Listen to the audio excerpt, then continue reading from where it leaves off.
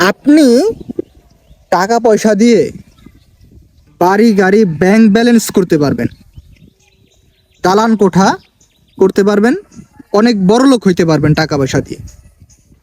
কিন্তু ভাই, টাকা পয়সা দিয়ে কোনোদিন সম্মান মর্যাদা কেনা যায় না, এটা সম্ভব না।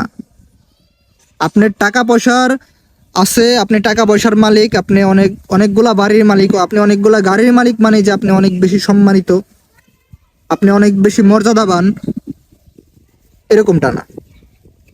সম্মান, মর্যাদা, ইজ্জত এসব আল্লাহ তাআলার পক্ষ থেকে আসে। আল্লাহ তাআলা যাকে ইচ্ছা তাকে দেন। দেখবেন যে অনেক টাকা পয়সার মালিক, অনেক বাড়ি গাড়ির মালিক, অনেক কিছু তার, কিন্তু মানুষ তাকে শুধু সামনাসামনি সালাম দেয়, পিছনে গালি। আজকের প্রশ্ন হলো, কোন নবী তার ছেলেকে বলছিলেন যে